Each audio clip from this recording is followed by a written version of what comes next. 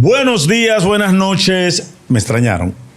Buenas tardes, buenas madrugadas. Yo soy Aquiles Correa DiCaprio de Villacón para el Mundo. Este es El Meneo de Correa, el oasis de los podcasts, viendo la vorágine que nos está arropando a nivel de streaming. Estamos feos. Bueno, yo he estado feo toda la vida. Me refiero a que estamos feos a nivel de... Ustedes me entendieron. Comparte, activa la campanita, da like, riega la voz, que hay contenido positivo que ver en YouTube. En el día de hoy tengo un pana que yo lo conocí hace más de 20 años. Él comenzaba su carrera. Yo tenía ya 2 o 3 años comenzando, porque prácticamente somos contemporáneos en esto.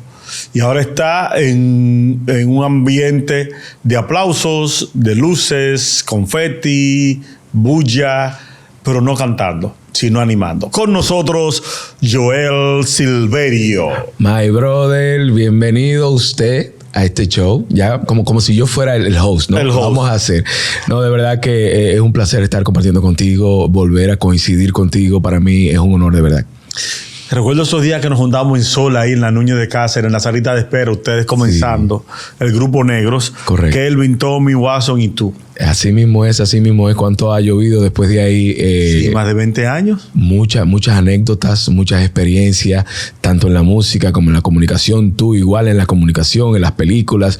O sea, que es increíble, man, lo que ha pasado con nosotros, ¿no? ¿De dónde tú eres, Joel? De Buenos Aires, de Herrera. De Herrera. Herrera City, sí. ¿Tú fuiste el último que entró a Negros? Fui el último, en esa etapa, porque la gente no recuerda, Negros no era lo que ustedes conocieron en el 2003, 4, 5. El 2004 cuando ganamos los Casandres, pero estábamos ya en la palestra desde 2003. Ok.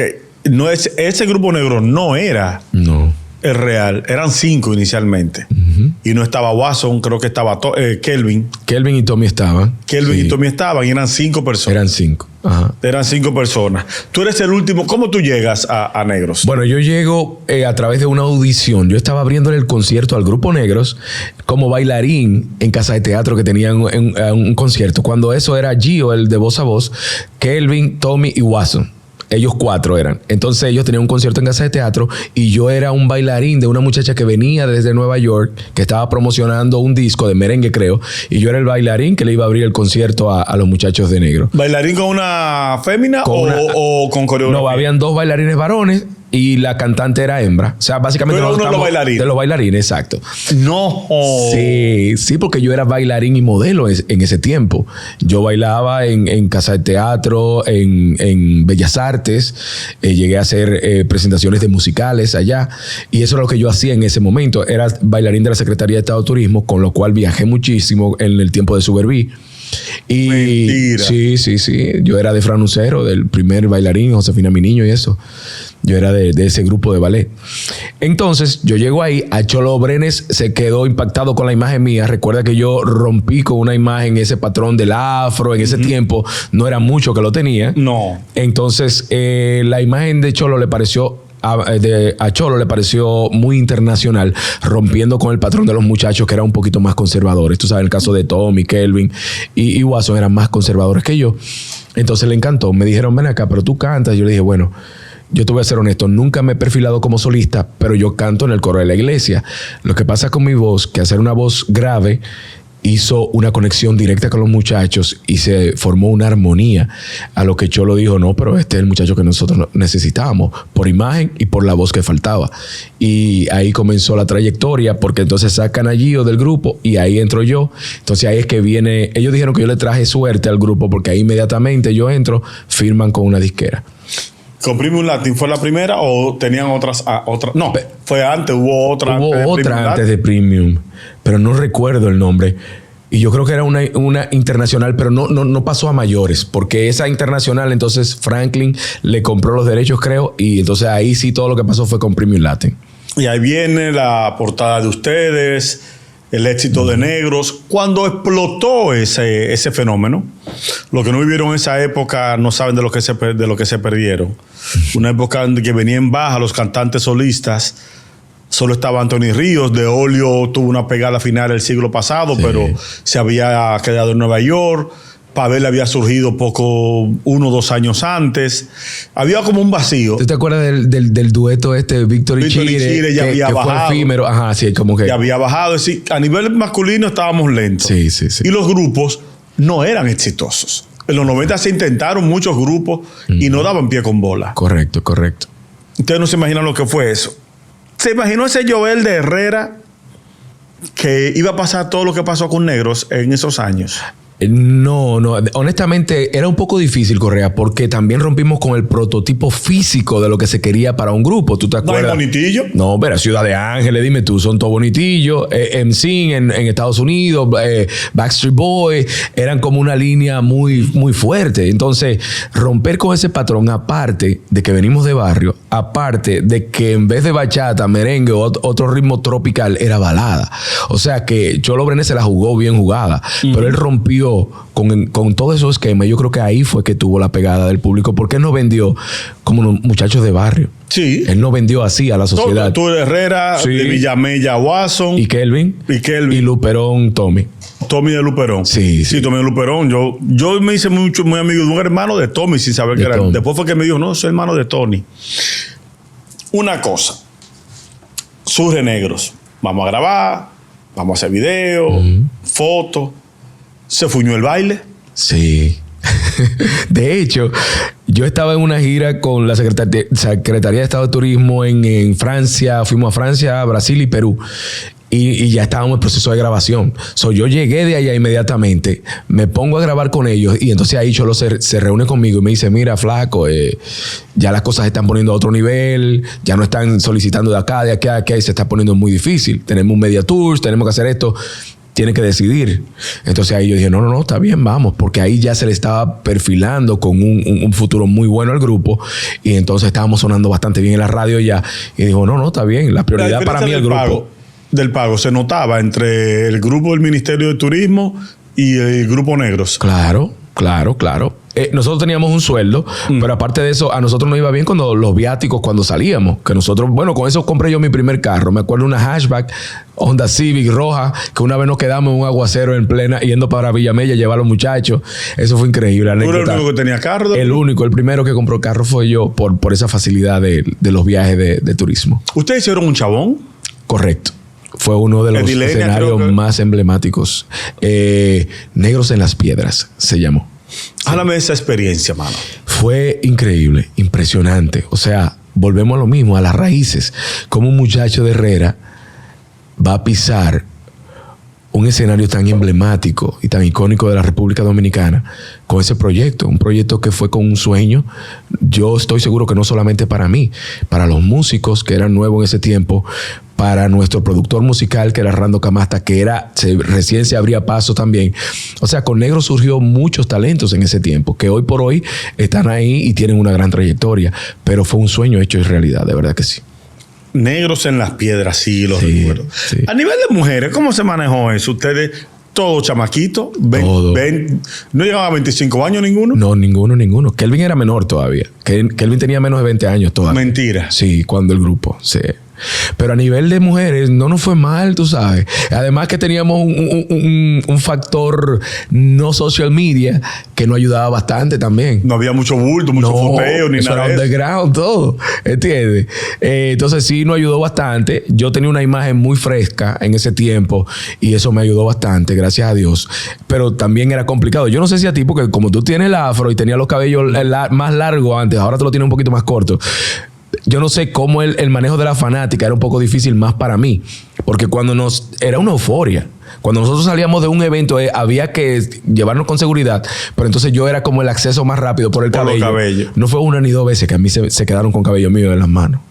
Eso era la parte quizás más difícil cuando teníamos la logística de por dónde nos vamos a salir para que las mujeres no nos aruñen. Yo llegué aruñado, con menos cabello, la ropa también rota. Era una euforia grande. Hay un concierto o una fiesta, cualquier cosa que tú no olvides, que tú digas, ese día pasó tal cosa que yo no olvido. Eso fue un día. ¿Te acuerdas? Había una salsera dominicana muy famosa que ella hacía unos eventos públicos. ¿Cómo se llama ella? ¿La India? No. Bueno, era una artista dominicana. La Loba. La Loba, que cantaba salsa, no, dominicana. Casi que tenía una posición en el gobierno y ella hacía actividades públicas. Nosotros hicimos una, me acuerdo con ella. Hernández, Milagro. Milagro. Es la Loba. La Loba, sí. Como una loba. Correcto. Ella hacía unas actividades públicas. Ella trabaja en el plan social de la presidencia. Correcto. Nosotros hicimos uno público gratis para la comunidad, creo que de la parte del oriental. Que allá que está el plan social. Ah, bueno, ahí. Hermano, había una euforia tan grande que ella dice, oye, creo que estaba Cheito ya en ese tiempo como manager. Y me dice, oye, lo que vamos a hacer, que vamos a decir que vamos a salir por aquí, entonces nos vamos a ir por aquí. Hermano, yo no sé si el público la escuchó. Yo lo que sé es que cuando nosotros dijimos que íbamos a salir por aquí, la gente cogió para este lado. Y cuando nosotros salimos, no pudimos salir. A mí me rompieron el t-shirt. Los cabellos estaban así rodando. Yo tuve que literalmente despegarme una muchacha de ahí para tirarme en la camión. Yo me tiré como de aire, así como si me estuviera deslizando en una base. Así fue. Increíble. Fue muy bueno. Después empezaron a hacerle así a la guagua. Fue increíble, Correa. Esa fue una de las manifestaciones de cariño y odio al mismo tiempo, diría yo. Pero fue muy bonito. Eso no se me olvida. ¿Qué cambió en tu casa, en tu vida, en tu sector, luego de la fama del Grupo Negros? Cambió mucho porque inmediatamente ya llega la pegada, llega la admiración, donde en un tiempo yo recibí mucho bullying. Correa, tú sabes que uno saliendo del barrio y queriendo ser diferente, no mucha gente te veía bien, o te decían, no sé si se puede decir esa palabra aquí. Lo que tú quieras. Te decían maricón, o que sí o qué, porque uno trataba de ser diferente. Yo en ese tiempo usaba mucho los jean campanas, que los Converse, que las pucas así, tú sabes, siempre he sido muy de moda. Y eso por la gente del barrio era mal interpretado, aparte de que yo era muy artista en ese tiempo, era bailarín, modelo, entonces en ese tiempo se veía como raro. Recibí mucho bullying de parte de los tigres del barrio, pero después todo eso cambió. Inclusive la admiración de esos mismos tigres que me decían bullying eran los mismos tigres que me cuidaban cuando yo llegaba al barrio. Eran los mismos tigres que me decían, Joel, ¿te puedo tomar una foto? Sí, yo llegaba de madrugada porque durante la pegada del Grupo Negro yo todavía vivía en mi calle, en Cayena número 15, Buenos Aires de Herrera. Y ellos llegaban ahí. Al lado de mi casa había un punto de drogas en ese tiempo. Brother, yo estaba destinado a hacerlo mal hecho. Gracias a Dios yo estudié en un colegio de monjas. Siempre me mantuve con un círculo de amigos que todavía lo conservo. Y era como que el porcentaje era que yo tenía que ser el delincuente, por lo que yo estaba rodeado. Pero gracias a Dios nunca fui influenciado por ellos. Ellos nunca me incitaron a que yo haga cosas. Siempre como que me respetaron por la familia de la cual yo venía, que era muy respetada también en el barrio. Y así sucedió. Yo nunca tuve problemas en el barrio, inclusive con la pegada. Ya me mudo del barrio a otra zona, una zona residencial. ¿Con tu familia o solo? Con mi familia. Siempre. Lo que pasa es que mi papá murió cuando yo tenía 15 años, Correa. Entonces mi mamá tuvo que emigrar a Curazao a trabajar en casa de familia para poder mantenernos. Yo vivía puerta con una tía que nos pasaba la comida. Yo tenía 15 años. ¿Tú con quién vivías? ¿Tus hermanos? Con mis dos hermanas. Tengo dos hermanas que son menores que yo. Entonces yo tuve que crecer a temprana edad, tuve que madurar a temprana edad porque ya yo me quedé como el hombrecito de la casa. Entonces inmediatamente pasa eso, pues entonces ya yo empiezo a trabajar en una ferretería y hacer sucesivamente cosas paralelas al trabajo de la ferretería. Yo a veces me enfermaba y me iba a grabar un comercial a Punta Cana, como hice una vez con un internacional de Bacardí. Y me inventé que estaba malo, enfermo, para irme para allá, para poder, tú sabes, llevar lo que a mí me apasionaba en ese momento, que era el modelaje, la televisión y todo ese tipo de cosas. Y así fue que pude haber un cambio. ¿Vas de Herrera para dónde? Me voy de Herrera, paso al Miosotti de Herrera, que es residencial. Claro. No, claro. Y entonces después del Miosotti, entonces rento en Las Caobas, que era una propiedad que estaba cerrada, una casa de 2 plantas, ya era como más chulo, más exclusivo, se puede decir. Entonces ya yo creo que ahí fue la última parte donde viví antes de emigrar a los Estados Unidos. ¿Cómo te vas? ¿Por qué te vas? Me voy tras la ruptura del Grupo Negros. Tengo visa de trabajo, visa de paseo. Y yo dije, hay un ciclo que ya creo que se cierra aquí con Grupo Negros. Nos vamos a Estados Unidos Para empezar desde allá, ahí formamos Sin Secretos. Recuerda que Sin Secretos también fue nominado a premios Cassandra como revelación. No ganamos porque ganó Cat de Luna, que no lo entendí porque Cat de Luna era internacional, no sé por qué ganó.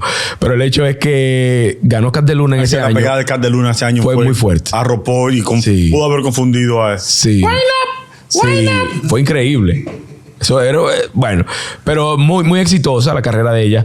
El hecho es que gana ella y entonces... Estuvimos en Media Tours, hicimos cosas, pero no teníamos un patrocinio de una disquera, no teníamos una internacional. Y dijimos, oye, vamos a hacer una pausa musical porque vamos a gastar todos los chelitos que teníamos de negro. Y estamos viviendo en Estados Unidos. Entonces ahí yo empiezo a vivir la vida de Estados Unidos. No como turista, no como cantante, sino como ciudadano. Y tú viviste 2 momentos difíciles en Negros, que fue el primero cuando se van de donde Cholo para pasar a ser parte del Premium Latin completamente. Correcto. Fue un proceso incómodo. Los que no vivieron en esa época hubo temas bastante complicados. Incluso recuerdo que ustedes grabaron un tema que se llama Debiste pegarme un tiro. Ajá. Cholo escribió un artículo diciendo cómo va a ser que este grupo tan sano. Sí. El primer tema que graban es de pegar un tiro con la violencia. Y Franklin, conociendo a Franklin, callado, sin decir nada, trabajando. Sí. Y luego viviste el proceso de la ruptura del cuarteto.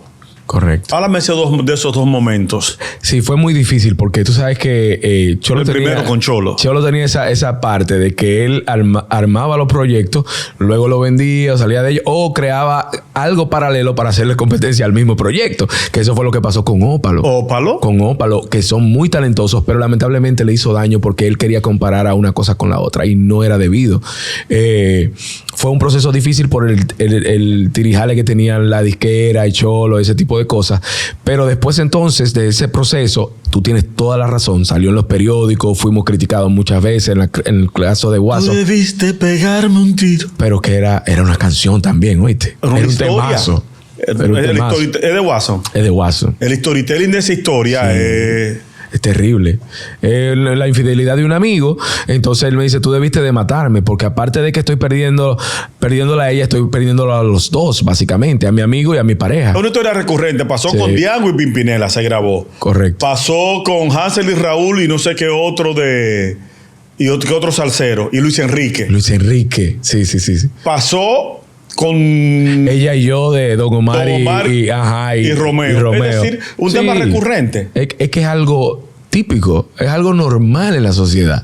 Lo que pasa es que poca gente lo plasma en una canción exitosa, como en el caso de... Pasó eso con Cholo. ¿Cómo fue el proceso de Cholo y ustedes? ¿Viste lo que dijo Cholo? Sí. Entre ustedes, que todos le agradecían a Cholo por el Grupo Negro. No, hoy por hoy yo le agradezco, donde quiera que esté el alma de Cholo Brenes, lo que hizo, porque él me dio la oportunidad de estar en un grupo de esa magnitud. Y claro, también a los muchachos, mis compañeros. Pero fue difícil porque nosotros veíamos a Cholo como nuestro padre creador. Entonces, ahora haciendo esas cosas como para hacernos daño, quizás no a nosotros en sí, sino a los dueños ya, que era Premium. Pero después ellos subsanaron, después ellos estuvieron bien. Entonces llega la parte del rompimiento del grupo, que ahí fue mucho más difícil. Porque nosotros nos reunimos esa vez. Tommy estaba en Estados Unidos, él estaba en una conferencia de una llamada. Entonces ahí es que se decide de que Watson quería salir como solista y que la compañía iba entonces a apoyar a Watson como solista. Y entonces ahí es que decidimos entonces emigrar a los Estados Unidos. ¿No fue como se vendió de que ustedes 3 estaban celosos por el éxito de Un Solo Día de Watson en Sanky Panky? No. Ya estaba desbaratado el grupo. De hecho, en Un Solo Día cantábamos los 4. En Un Solo Día original cantábamos los 4, que me acuerdo yo que hicimos el arreglo, si no mal, en el estudio de Pachi, con el maestro Pachi, Dios los tenga. En el apartamento aquí en la Lincoln. Correcto. Por la Churchill. Ajá. Ahí fue que grabamos en Un Solo Día. Entonces, la segunda parte de Tal Parece Que Yo era yo que cantaba, Tommy, el mismo concepto de negro, ¿sabes? Que empezaba Kelvin, después Tommy y Watson en los coros, y yo, después del coro venía yo. El mismo concepto con Tal Parece Que Yo. Y acuérdate que en la película Sanky Panky estuvimos con la otra canción de... No me acuerdo cuál es esa canción. Una fogata. Sí, exacto. En una fogata grabamos. Sí. Estaba todavía conformado el grupo. Después de ahí, para la segunda... Estábamos grabando un video en Santiago. Y sí se dijo que Tommy específicamente, tenía envidia de Watson. Eso fue los rumores que se dijo ya al final. Pero Kelvin. No creo. No, Kelvin, no era Tommy. Fue Tommy que se dijo en ese tiempo. Y no creo, porque Tommy fue que hizo supuestamente para ellos una rabieta en el video de que estábamos, con Nashla. Habían tomas donde Watson cantaba solo. Entonces nos tenían a nosotros como en el sol y nosotros no estábamos cantando en el momento. Entonces venían como una sombrilla para Watson y Tommy en una dijo, pero espérate, si no vamos a grabar, por favor, déjanos ir para el hotel y cuando vayamos a grabar, llámanos porque estamos cogiendo sol, tú estás grabando con Watson. Entonces trae la sombrilla y nada más la pone a él. Albertico Sayar. Albertico Saya. Entonces se tomó eso como una ñoñería de Tommy. Él se fue para el hotel, se encojonó, no quiso volver a grabar hasta que no tenía que grabar. Entonces en base a eso fue que se tomó la decisión entonces de tomar tienda aparte. ¿Con la mano vacía o...? No, eso fue... Es el de la pasola, que ella muere. Ese mismo. Yo creo que o las palomas. El de la paloma o el de la mano vacía, algo así. Uno de los dos. Se murió de pena la paloma. Ese tema es bonito. Sí, todo. Todo. Sí, muy, muy chulo. Y uno de los temas que menos sonó de la primera producción de ustedes, a mí me encantaba, yo lo usé como intro en los shows, que era La Cosa Prieta. La Cosa que Prieta. no era original. Ese tema colombiano, creo. ¿Tú crees? No. ¿Es original? No. Es original. La Cosa Prieta me salió. Yo creo que ese tema, si no mal recuerdo, era de un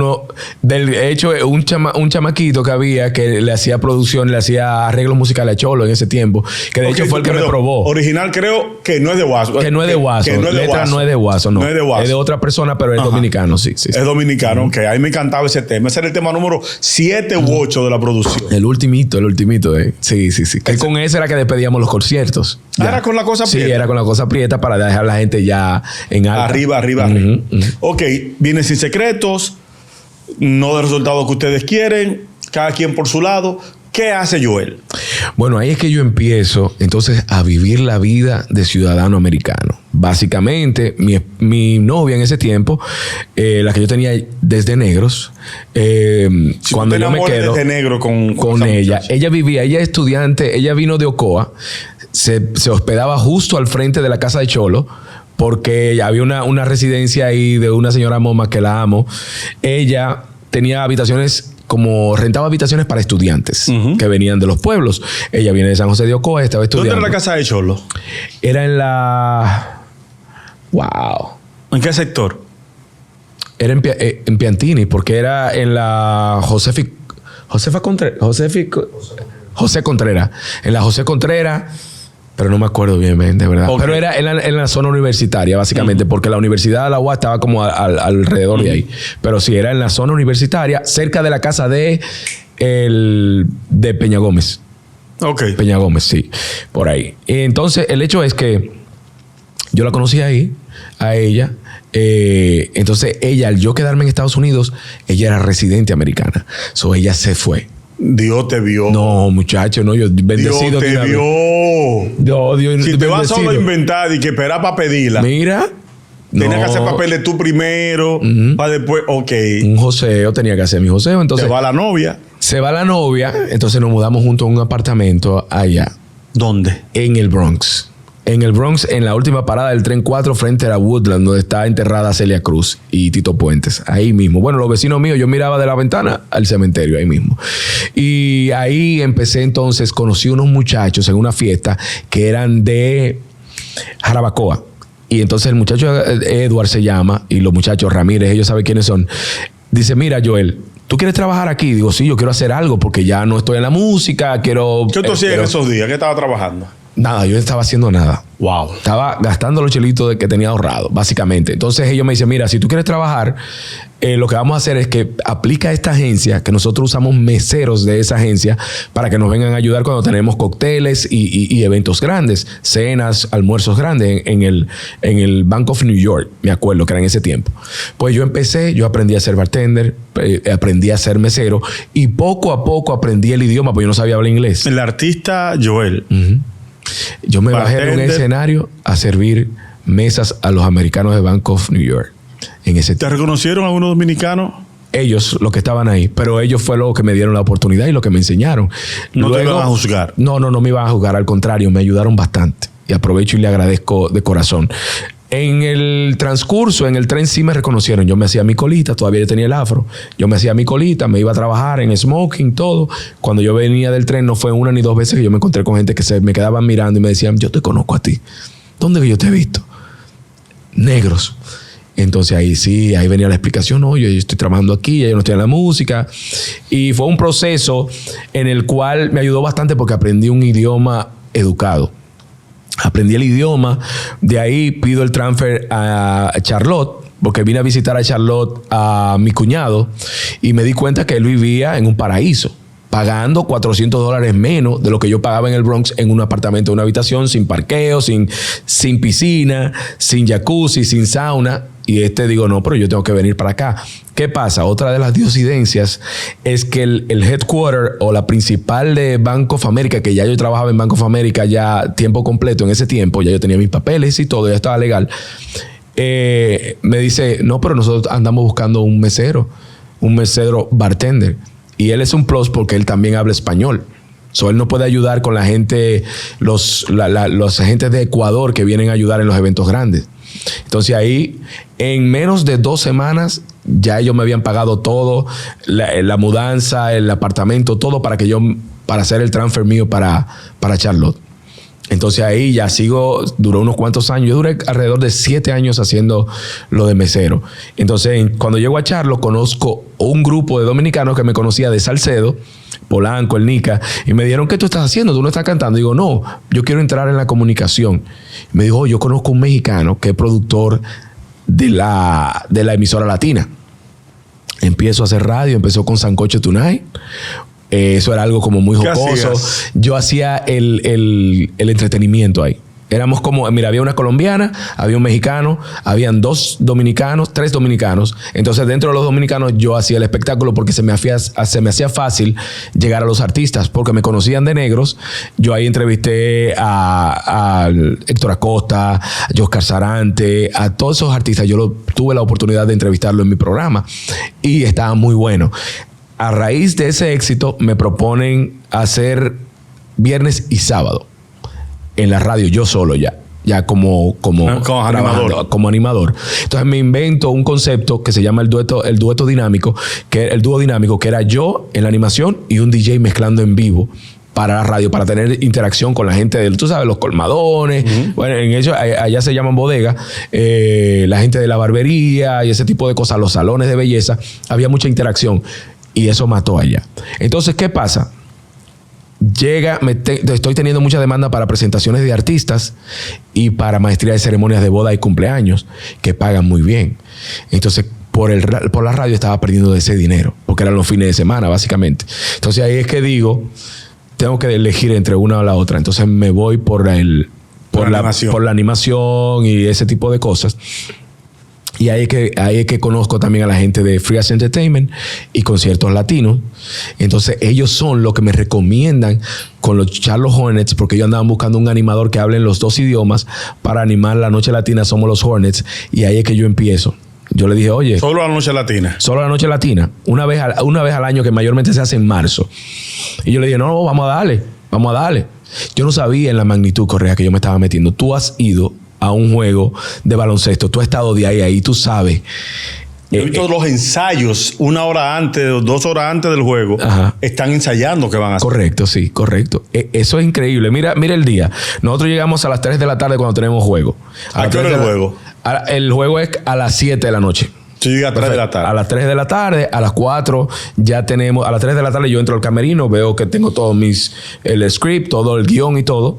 Ya a las 4 tenemos reunión de producción. Ahí pasamos todo lo que vamos a hacer en cuanto a entretenimiento, que las luces, que van a aprender tanto este video. Joel, tú sales, tú tienes esta interacción, tienes que hacer esto, tienes el medio tiempo, viene fulano. ¿No vas a salir con un papel en la mano? No, para nada.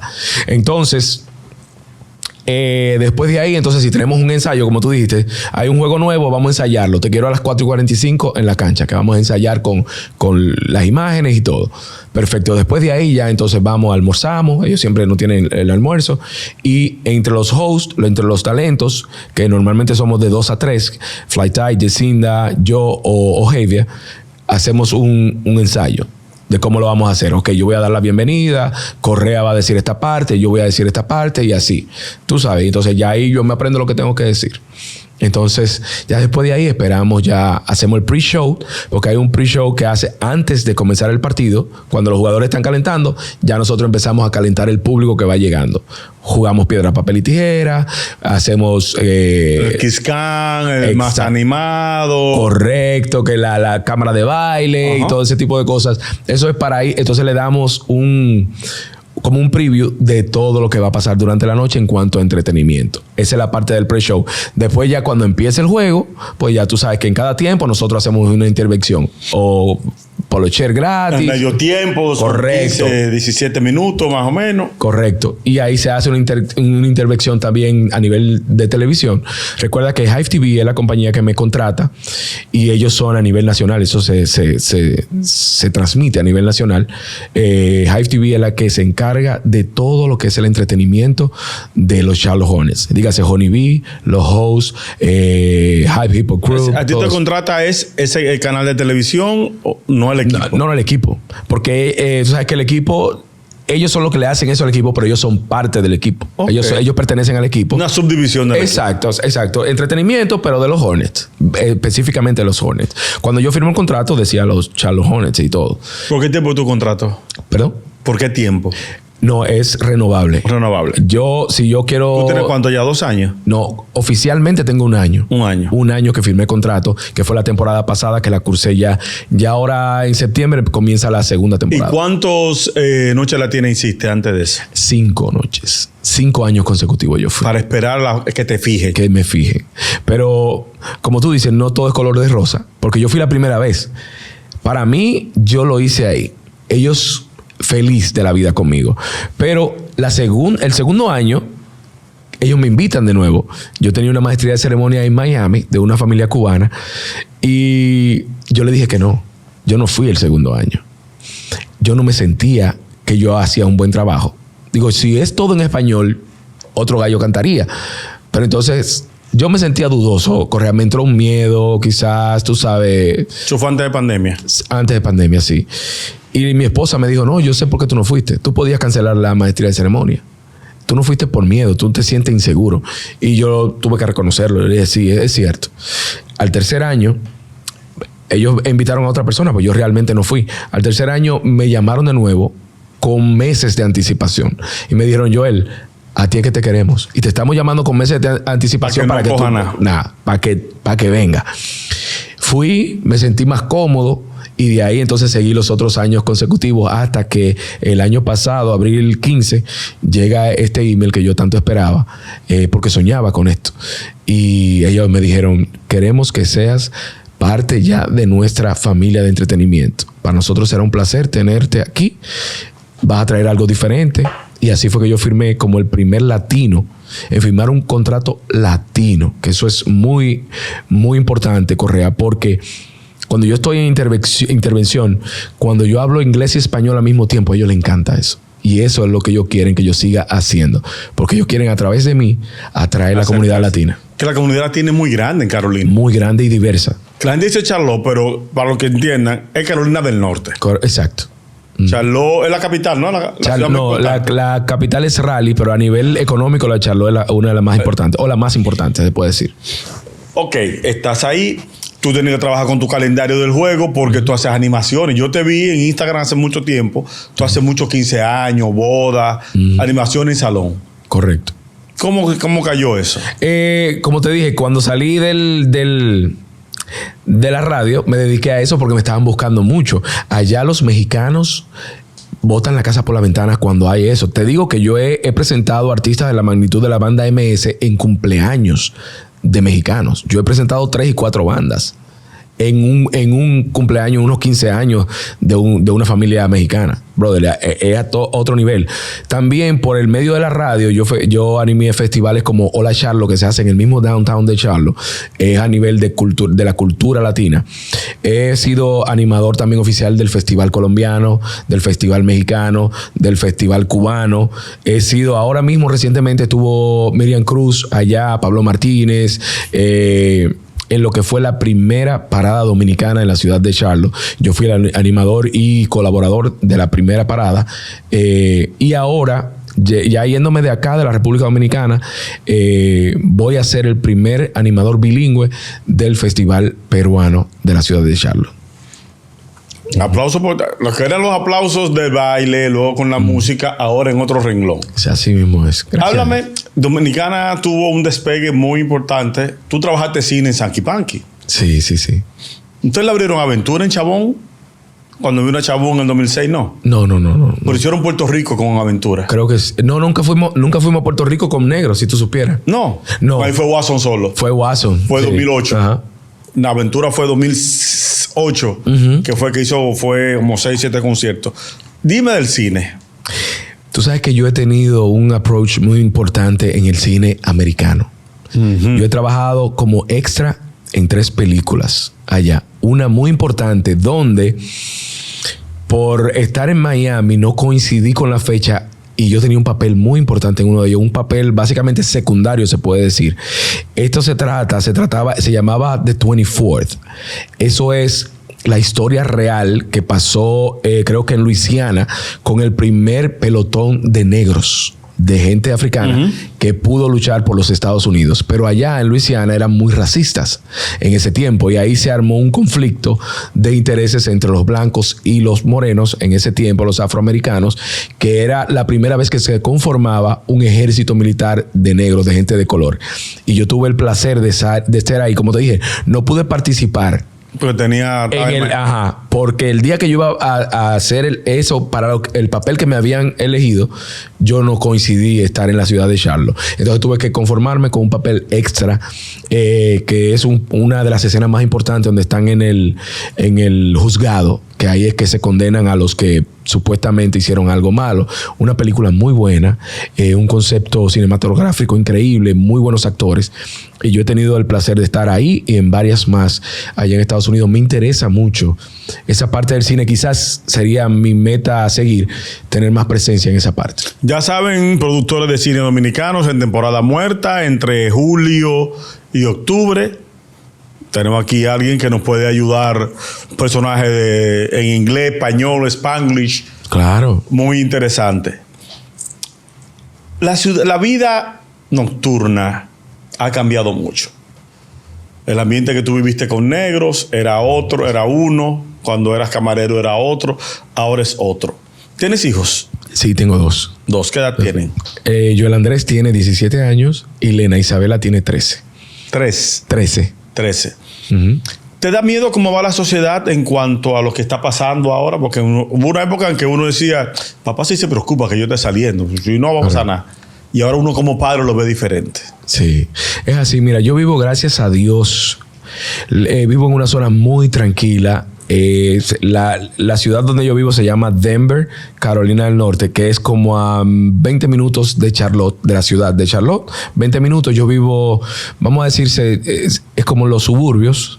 Es una zona donde está rodeada de lagos. Suburbio en Estados Unidos no es algo negativo como es aquí. Aquí son solo suburbios. No, suburbio es todo lo diferente allá. Es algo alejado del centro, sí, porque no es malo. No, donde yo vivo es buenísimo. De hecho, me mudé para allá porque las escuelas, especialmente el high school, que es como el bachillerato, que son bien fuertes allá, es muy buena. Mi hijo es del equipo de atlético. Él hace track como Mary Lady, 400, 200 metros y los saltos. Él está en esa disciplina, ya le está yendo muy bien. La mayoría de gente son blancas, entonces el índice de delincuencia es casi 0. La universidad donde él está, el college donde él está, es 9 de 10. ¿Ya él pasó a la universidad? No, él está cursando el último año de high school, perdón, sí. Entonces, ya mi hija también está en una muy buena escuela por el índice académico de ella. Ella es excelente. Ella está más en el área del arte, es bailarina, actriz y cantante. Y me siento muy cómodo. De hecho, en mi casa ahí el lago está como a la siguiente calle atrás de mí y hay un campo de golf ahí. Es muy tranquilo. Yo, gracias a Dios, vivo muy bien en esa parte, ¿tú entiendes? La estabilidad Para mí no tiene los precio. muchachos son tranquilos. Son muy tranquilos. Aparte, Correa, que tú sabes que ellos tienen nuestra cultura dominicana. La abuela, por ejemplo, ahora mismo está allá con ellos. Nosotros, aquí hay una ambigüedad. Por ejemplo, yo le hablo a ellos español totalmente. Ellos me responden para atrás a veces en Spanglish o en español o en inglés. ¿Entiendes? Eso es ahí en mi casa. En inglés full. No, todo el tiempo en inglés. Con sus amigos, con todo, con su noviecita que él tiene en inglés. Pero con nosotros, y más con la abuela, tienen que hablar obligatoriamente español. Hay momentos que tú te acuerdas y tú dices, wow, yo que salí de Herrera. Esa diferencia de vida, no de ambiente, de vida, que hay entre el Herrera en el que tú naciste y este momento. ¿Qué piensas cuando eso te llega, cuando tú vivías puerta con tu tía? Yo, en primer lugar, le doy gracias a Dios, porque es algo que no ha llegado fácil a mi vida. Ha habido un proceso. No me quejo de ese proceso porque ese proceso es lo que me ha enseñado a valorar ese tipo de cosas. Y cuando yo vuelvo a mi país y veo las cosas del barrio, veo esto, yo aún me siento más orgulloso, no solamente de mí, sino de lo que hizo mi mamá en ese tiempo de irse a Curazao para mantenernos, de todo lo que ha pasado en la vida, del rompimiento del Grupo Negros, de todo ese tipo de cosas. Yo le doy gracias a Dios, porque quizás en el momento, Correa, no lo entendí.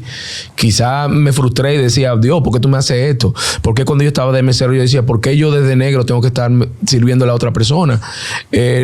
¿Por qué yo tengo que estar manejando camiones también? Que lo hice en una ocasión también, manejar camiones. Tommy era camionero y por él me decidí yo a hacer camiones. De hecho, yo tengo mi compañía de camiones. Tengo Quick Transportation allá también. Entonces, tú sabes, pero no fue una ni dos veces que yo manejando de Laredo, Texas para Carolina del Norte, estaba con las lágrimas a las 3 de la mañana llorando, porque yo decía, wow, esta no es mi vida. Pero yo sabía que tenía que pasar ese proceso para yo poder estar en la libertad que estoy hoy para hacer lo que yo amo, que es la comunicación. ¿Escuchas música de negro tú todavía? Sí, y de Sin Secretos también. Esa producción de Sin Secretos está mortal. Feeling se llama. Todavía la escucho y digo, wow. Sale ahora mismo y se pega. ¿Qué pasó? Tú dices, ¿qué pasó? Exacto, eso es lo que yo digo. ¿Qué pasó? Porque te voy a contar una anécdota. Sin Secretos viaja a Miami a un Media Tours. Nos reunimos con Sergio George y Zamora. Zamora yo creo que eran los de Universal. En ese tiempo, oye, si eso no estaba para nosotros, se separa Universal. Y ahí es que Sergio George se va con otra compañía y creo que era Zamora, no sé. Se va con otra compañía. Sergio George firma a Prince Royce. Ellos decían, ¿cómo ustedes pueden cantar bachata así y cómo ustedes pueden cantar balada así? O sea, ustedes son una agrupación demasiado talentosa. Porque nosotros en Feelings teníamos bachata, teníamos escrita por nosotros. Y ellos estuvieron a punto, nosotros estuvimos a punto de firmar contrato con Universal. Y ahí es que viene el lío, se separan. Entonces, Sergio George firma a Prince Royce y ya ustedes conocen la historia de Prince Royce. Volviendo, ya que nos metimos con negro para atrás. Yo después que empecé a trabajar en los medios, me di cuenta de que uno fuera del ambiente, uno cree todo lo que le dicen del ambiente. Hay cosas que pueden ser ciertas y uno la pone más grande, la magnifica. Pero siempre se habló de que Cholo tenía una situación muy particular con los artistas. Los artistas que firmaba. Yo soy lo que entiende, porque trabajé en los medios, de que uno habla mucho disparate. Correcto. ¿Cómo era la realidad del trabajo de ustedes cercanos a Cholo? Mira, es lo que yo siempre he dicho. De parte de Cholo hacia mi persona y hacia los muchachos, nosotros lo que recibimos fue guidance, como que nos guiaba y mucho aprendizaje. Cholo Brenes era un sociólogo y tú lo sabes. Cholo Brenes, tú ves esta cosa hay que meterle al bloque ahora. Cholo Brenes lo hacía antes sin redes sociales, solo por este rumor aquí, este rumor allá, y entiende, él creaba esas situaciones. Ahora, su vida personal era otra, pero con su gallinita de oro él no se metía. Cholo, donde comía, no cagaba. Era así literalmente, porque él lo decía. Si él tenía sus cosas, sus amoríos por ahí, lo mantenía muy bien, pero yo sé que con el Grupo Negros, con Ciudad de Ángeles, con Ilegales, él no se metía porque eso era lo que le dejaban el billetico. Es que hablando claro, la homosexualidad en esa época era difícil de manejar. No había la apertura mental que hay ahora. Correcto. Que no se acepta. Era un tabú. Años 70, 80, 90. Ya en el siglo ha ido cambiando, pero era un muy complicado. ¿Qué fue lo primero que tú te compraste costoso después de estar en negro? Yo cambié el carro de una vez. Me compré, yo tenía una de las hatchback pizarrita que se lo compré un primo mío que estaba, ya tú sabes, que estaba desbaratada, sin aire ni nada. Entonces yo pasé, hablé con Santiago, la gestora, y le dije, oye, necesito un carro que esté pimpeado. Entonces compré una hatchback mucho más moderna, pero ya esa estaba con aro, con música, con aire, con todo, una chulería, man. Después de ahí ya fui progresando, pero sí, eso fue lo primero más costoso que yo me compré, fue ese vehículo. Cambié de vehículo de una vez. Y cuando te mudaste, que pusiste aire, que dormiste en ese aire. Pero el final, eso fue el final. Eso era como cuando uno iba a los hoteles. Que ahí fue como la primera vez que yo pude percibir eso. Entonces ya tenerlo en tu casa 100%. Eso era, salía de mi habitación con aire, al carro con aire, a los canales de televisión con aire, a los hoteles con aire. Ya era que yo, como la crema Sammy, más blanco.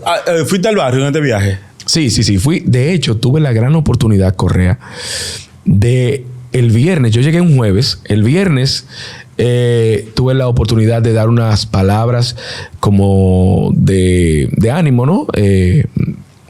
A la graduación de este año de mi colegio. O sea, ellos se estaban graduando. De hecho, un sobrino mío se graduaba ese día. Y yo dije, mira, Virgie, que es mi relacionadora pública, no me ponga nada para el viernes a las 5 de la tarde porque yo voy a dar unas palabras en la graduación de mi colegio. Y para mí eso fue lo mejor. Es como volver a reencontrarme con mis inicios, porque ahí aprendí todo lo que yo soñaba, lo soñé ahí en ese colegio. ¿Viste alguna amiguita del barrio? ¿Fue tu noviecita y eso, esa época que ahora la viste? Vi amigas, pero no eran novias mías. O sea, vi las amigas. De hecho, cuando yo me gradué, vi la muchacha que, porque yo sin saber fui el maestro de ceremonias de mi graduación y yo no me acordaba de eso. Ahí fue que quizás empezó mi amor por eso. Y la muchacha que me acompañó en la graduación mía estuvo ahí porque su hija se graduaba. Fue algo muy bonito, de verdad.